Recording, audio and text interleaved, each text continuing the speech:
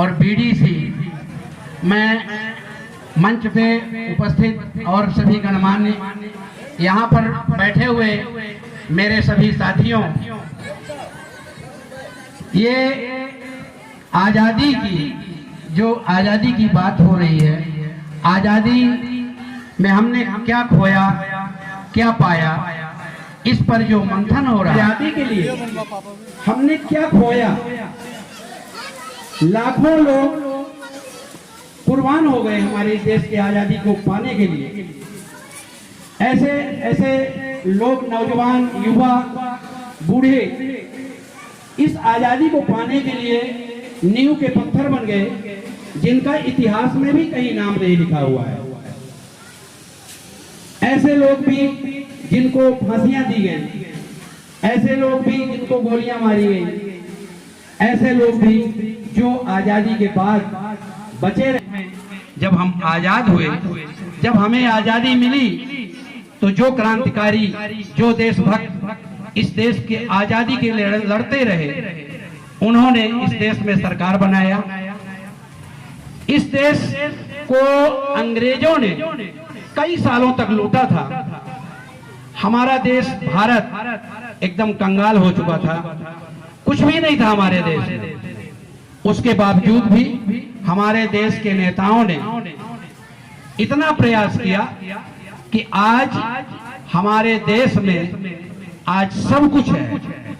उद्योग धंधे से लेकर के हमारे देश की जो सेना है वो सर्वश्रेष्ठ सेनाओं में विश्व में गिनी जाती है। हमारे देश की आर्थिक स्थिति आज बेहतरीन है। हम ऐसी विषम परिस्थितियां भी आ जाती हैं, जब विश्व में कंगाली छाई हुई थी, अमेरिका जैसे देश कंगाली के कगार में खड़े हो गए थे, उस समय भी हमारी अर्थव्यवस्था बेहतरीन बनी रही। ये हमने पाया कि हम कोविड से भी लड़ सके, हम मजबूती से लड़ सके कोविड में, ये भी हमने पाया। आज हमारा देश पूर्ण रूप से संपन्न है, मजबूत है और हम निरंतर आगे बढ़ रहे हैं। जो भी सरकारें आई हैं हमारे देश में, जो भी प्रधानमंत्री रहे हैं, जो भी राष्ट्रपति रहे हैं, सब ने अपना कुछ न कुछ योगदान दिया, जिससे आज निरंतर हमारा देश, हमारा भारत आगे की ओर बढ़ रहा है। हम ज्यादा नहीं बोलेंगे, वक्ता बहुत लोग हैं, फिर भी अब हम थोड़ी सी बात अपने क्षेत्र की करते हैं कि हमने अपने क्षेत्र में क्या खोया और क्या पाया। ये हमारे घाट के ऊपर की जो 10 पंचायतें हैं, उनका विकास बहुत कम हुआ है। आज हमारे बीच में नौजवान युवा लोग सरपंच बन के आए हुए हैं, सरपंच चुने हुए हैं, युवा लोग हैं। जो बीडीसी भी हैं वो भी युवा हैं।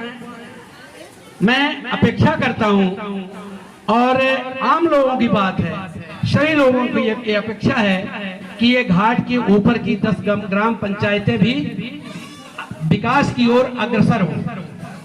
इतने दिनों से तमाम यहाँ विधायक हुए, तमाम मंत्री हुए, लेकिन यहाँ के विकास के लिए नहीं सोचा। ये जो थोड़ा बहुत विकास दिखाई देता है, ये भगवान भरोसे ही हो गया है। अब मैं ये कहना चाहूंगा, हमारे बीच में जो सरपंच हैं, जो बीडीसी हैं, वो सब लोग मिल करके और इस क्षेत्र के विकास के लिए सोचे। जब तक इन पंचायतों का विकास नहीं होगा, तब तक हम लोगों का भला नहीं हो पाएगा। हमने अपनी कलम के द्वारा विगत कई वर्षों से यहाँ पर घाट के ऊपर औद्योगिक क्षेत्र के लिए मैं संघर्ष करता रहा, अपनी कलम के द्वारा लिखता रहा। पिछले साल यहाँ पर जमीन भी चिन्हित की गई, औद्योगिक केंद्र घोषित किया गया कटरा में, जहाँ पर ये अपना अनाज रखा हुआ है, चौका हुआ है उसके सामने।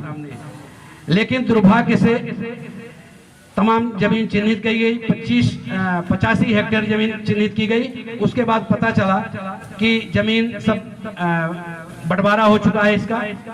अब यहाँ पे 25 हेक्टेयर जमीन बची है, उसमें उद्योग लगना बड़ा मुश्किल है। मैंने महाप्रबंधक यूवी तिवारी से भी संपर्क किया, उन्होंने भी कहा नामदेव जी जमीन नहीं है तो मैं कहाँ करूँ, आप जमीन की व्यवस्था करवाइए। निश्चित रूप से जमीन व्यवस्था हम लोग नहीं करवा सकते, हम सिर्फ लिख सकते हैं।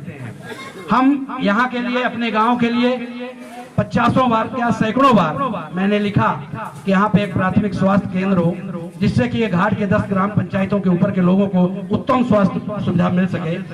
मैंने यहाँ के लिए डिग्री कॉलेज के लिए 50 बार लिखा, एक डिग्री कॉलेज हो जाए जिससे कि यहाँ की कन्याओं को, विशेष तौर से बच्चियों को शिक्षा के लिए बाहर न जाना पड़े, लेकिन ऐसा संभव नहीं हुआ।